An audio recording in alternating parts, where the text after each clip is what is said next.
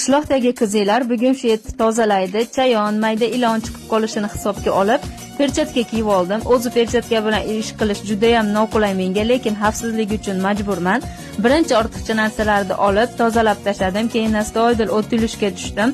Menga ko'pchilik aynan o't yulish videoim orqali qo'shilgan, ko'chada yursam ham hatto bu haqda aytishadi. Shunga o'sha rubrikani sog'inganlar uchun deb bir video qilib qoldim. 9 gacha uyda ish qilib, keyin Paxtabodga bozorlikka borib kelishim kerak, chunki bugun Qirg'izistondan mehmonlar kelib qolishi mumkin ekan. Shunaqa xabar keldi. O'zing uchun kunli reja tuzasan-u, atrofdagilar uni buzib qo'yish yomonda. Ha, mayli, yozilgani bo'ladi. Ishimni nihoyalashimga oz qolganida bitta chayon chiqib qoldi. Qo'rqib ketib, qo'limdagi o'roq bilan bir solganidim, dumi uzilib, tepa tarafi yugurib, kavakka kirib ketib qoldi. Alamini olgani qaytib chiqmasin deb ishni shu yerda to'xtatdim. Haytgancha bilganlar yozvoringlar. Chayonda dumi uzilsa-yu, bu yog'i tirik qolsa, qayta dumi o'sib chiqadi. To'g'risini aytsam, undan juda ham qo'rqaman. Qo'rqqaning boshingga deganidek deyarli har kun uydan chiqadi. Ba'zan ikkitalab ham chiqib qoladi, lekin Allohga shukrki chaqmaydi. Shu bilan ishimni tugatdim. Quyosh kelib qolib, mayda o'tlari qolib ketdi. Keyinroq yig'ishtiraman endi natijaga baho beringlar. Xolodilnigimiz bo'shab qolganidan foydalanib, bugun astoydil bo'lib yuvib tozalab oldim. Xolodilnikni sababsiz ochib yopaverish odati faqat menda bor desam, Hadichaga ham o'tgan ekan. Zerikib qolsa ham ochaveradi, aylanib ham, o'rgilib ham ochib ko'radi. Shunga juda ham tez kir bo'ladi. Ertaga 13-avgust Hadichaning tug'ilgan kuni. Bu kunda uyda bo'lmaymiz. Hadichani ko'chada aylantirib, o'ynatib, xaridlar qilib yuramiz dovdim, lekin ko'ryapsizlar, issiq havo hali ham qaytmadi. Shunga uyda bo'lishga qaror qildim.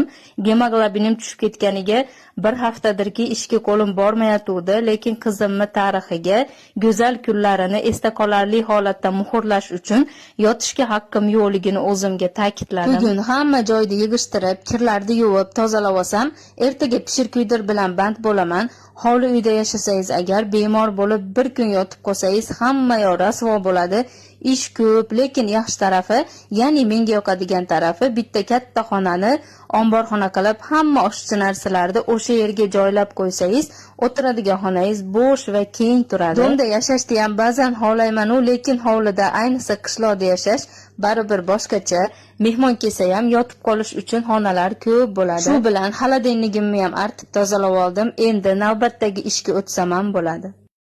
Qishloqdagi qizlardan tongi rubrika bo'lsin demak ketdik. 2-3 kundan beri uxlab qolib 8 da turayotgan edim. Bugun insof berib 5 da turdim. Quyosh endi chiqaman deb turgan ekan, tezdagina eshiklarni tozalab oldim. Bugungi videoda sizlarga blog yuritishimni boshidagi ba'zi narsalarni aytib bermoqchiman. Auditoriyamdagilar soni 10 mingtaga ham yetmagan paytda rosa ko'p o'ylar edim. Katta bloger bo'lib ketsam, qarindoshlar, qishloqdagilar qanaqa qabul qilarkin deb bilasizlar, ko'pchilik internetga chiqqan ayollarni yaxshi deb hisoblamaydi. Men haqimda ham shunaqa o'ylashsachi deb yurgan paytlarim birdaniga 1-2ta videoim to'pga chiqib ketib qolib, katta tezlikda auditoriya kelgan. Orasida meni butun qarindoshlarim, qishloqdagilar bor edi, lekin 1-2ta yaqinlarimdan tashqari hamma chiroyli qabul qilgan va hatto bunaqa talenting ham bormi deb hayron qolishgan. Mendagi videolar asosan uborka, qishloq hayoti bo'lgani uchun, ya'ni ochiq sochiqlikdan, bema'ni harakatlardan yiroqda bo'lgani uchun vaqt o'tib o'sha 1-2ta salbiy fikrdagi yaqinlarim ham tushunib poddeshka bera boshlagan. Bu narsalarni aytganim sababi menga yangi yo'nalish qo'shilyapti. Bu yo'nalishim ko'pchilikka go'zal namuna bo'ladi deb umid qilaman. Internetga chiqishimdan asosiy maqsadim shu, boshqalarga chiroyli o'rnak bo'lish. Yangi yo'nalishim haqidagi videolarda keyingi reelslarda ko'rishingiz mumkin bo'ladi. So'rini remont qilganimda ushbu eshik kraskalanmay qolib ketgan edi. Bugun shuni nihoyalab qo'ydim. Birinchi yaxshilab artib tozaladim, keyin kraska qildim. Har bir farzandni, xoh o'g'il bo'lsin, xoh qiz, eng katta orzularidan biri ota-onasini haj va umra safariga yuborish, to'g'rimi? Anchadan beri ishonchli va qonuniy faoliyat yuritadigan tur firma izlayotgan edim va nihoyat topdim.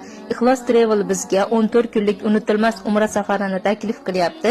Narxlar $850 boshlanadi va uni ichiga aviabilet, borish-kelish, 3 mahal ovqat, tajribali 50 boshlar, umra vizasi, undan tashqari ziyoratchilar uchun kamzor, bejik va sumkalar, ayollar uchun ro'mol, Har bir ziyoratchiga 5 litrdan zamzam suvi va boshqa hadyalar beriladi. Mehmonxonalar Makkada 3 kun qolinadi. Masjidul Nabaviydan 70 metr uzoqlikda, Makkada 11 kun qolinadi. Masjidul Haramdan 800 metr masofada joylashgan. Bonus ekskursiyalar Madina shahrida Qubo Qiblatayn masjidi, Uhud tog'i, Qur'on bosmaxonasi, Hurmo bog'i, islomiy muzeylar, Makka shahrida Arafat, Mino, Muzdalifa, Nur va Savr tog'lari, undan tashqari Jidda shahrida Qizil dengiz bo'yiga ham ekskursiya mavjud. Telegram kanaliga har kuni ziyoratchilarning videolari tashlab boriladi. Xlos Travel bilan Umra safarimiz osonroq va qulayroq.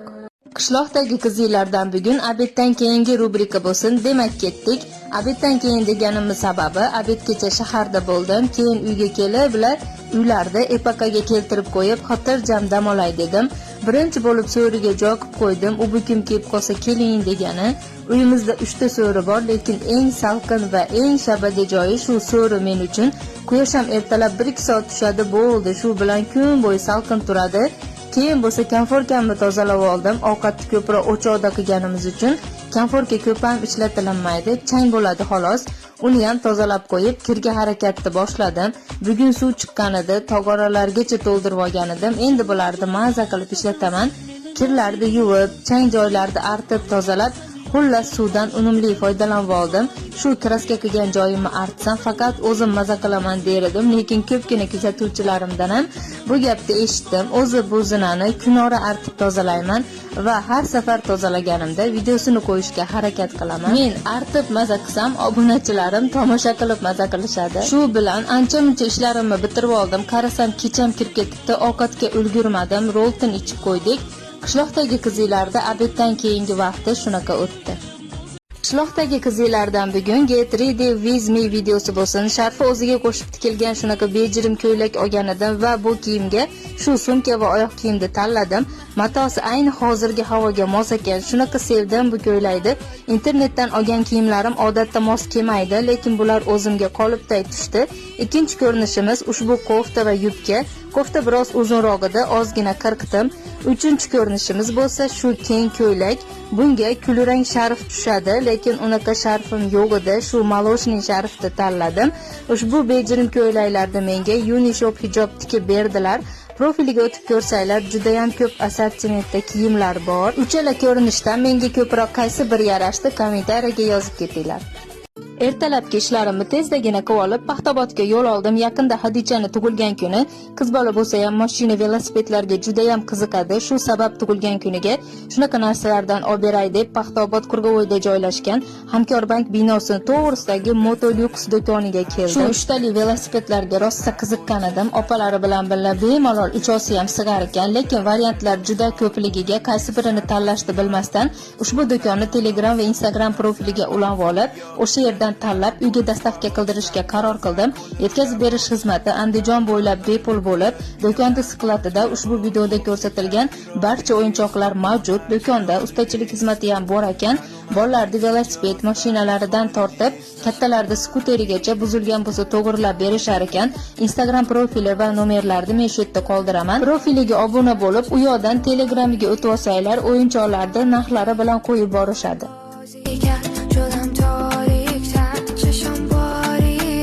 Qishloqdagi qizlarida bugun tongi rubrikasi bo'lsin. Kechqurun shamol bo'lib, yomg'ir yoqqaniga hamma yo'l yomon bo'lib ketgan ekan. Astoydil bo'lib yig'ishtirishga kirishdim. Bugun obeddan keyin ko'chada ishlarim bor edi. Ungacha uylarni bir qator tozalab ketsam, uyga qaytganimda hamma yoq pokiza bo'lib tursa, ko'nglim yayraydi. Kecha bitta obunachimdan juda xafa bo'ldim. Ular yozibdiki, sizni faqat uborka va shu qishloq hayotini ko'rsatishingiz uchun kuzataman. Oxirgi payt boshqa mavzuga chetlab ketdingiz, atpiska qildim degan ekanlar. Mendan ketganiga xafa bo'lmadim, shunchaki meni hayotimni yaxshi tarafga o'zgarib, 1-2 so'm topayotganimni qabul qilmaganiga xafa bo'ldim. To'g'ri, ba'zan reklamalarim ko'payib ketib, asosiy qishloq hayotini ko'rsatish mavzuyimdan yiroqlashib qolaman, lekin men vaqtimni ko'proq qismini Instagramga ajratganimdan keyin undan albatta daromadim kelishi kerak. Tasavvur qiling, siz korxonada 5-6 soat ishlaysiz-ku, atrofingizdagilar ishingizni maqtab, olqishlab turadi, lekin korxonadan 1 so'm ham olmaysiz. Menimcha bu ishga hech kim rozi bo'lmaydi. Qimmatli vaqtimizni bironta ishga sarflaganda, albatta undan biz tarafga ham foyda kelishi kerak deb o'ylayman. Reklamaga nisbatan ko'proq qishloq hayotini qo'yishga harakat qilaman. Sizlarni qo'llab-quvvatlab turishinglar menga katta motivatsiya bo'ladi. qishloqdagi qizlardan bugun tozalov videolari bo'lsin, unday bo'lsa ketdik, lekin bu safar azochka oxirigacha bo'lmaydi, musiqa bilan mazza qilib tomosha qilasizlar.